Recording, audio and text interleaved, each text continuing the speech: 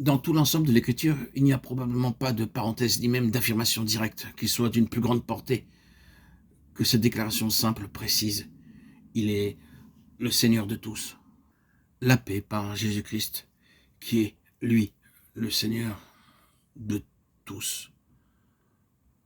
Acte 2, 36, 10, 36, 44. Vous remarquerez que cette déclaration fait pendant à celle que nous trouvons au chapitre 2.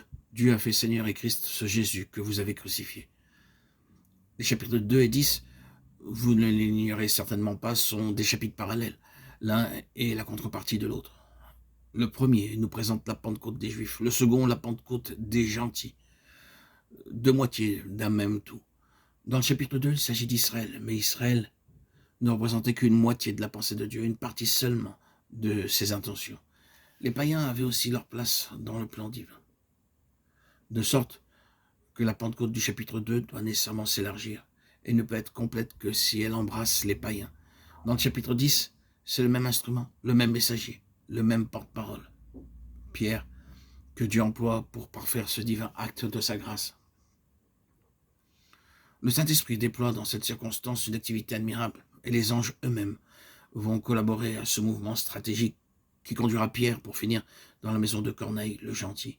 Et Pierre n'a pas plutôt fait une déclaration semblable à celle qu'il avait faite aux Juifs à Jérusalem que le même résultat se produit. Le Saint-Esprit tombe sur les gentils comme naguère sur les Juifs, et un bon nombre d'âmes sont gagnées au Seigneur. Dans l'économie actuelle,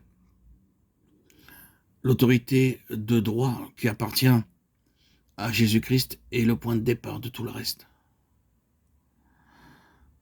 Le mot anglais lordships que nous rendons ainsi correspond étymologiquement à notre français seigneurie.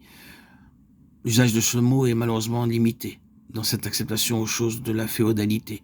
C'est là une humiliante lacune pour notre vocabulaire spirituel. Humiliante parce que si l'autorité exclusive à laquelle le Seigneur Jésus a droit sur la vie des siens était plus généralement reconnue, il y aurait un mot pour l'exprimer.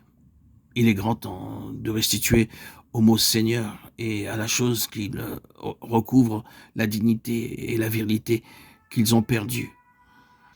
Donc nous aurons recours de temps à autre dans les prochains audios au mot Seigneurie qui signifie autorité d'un Seigneur. Dans l'économie actuelle, l'autorité de droit qui appartient à Jésus-Christ est le point de départ de tout le reste. Tout ce qui doit s'édifier dans la dispensation présente a son fondement là. Ce n'est pas en qualité de sauveur seulement que Christ a droit à notre hommage.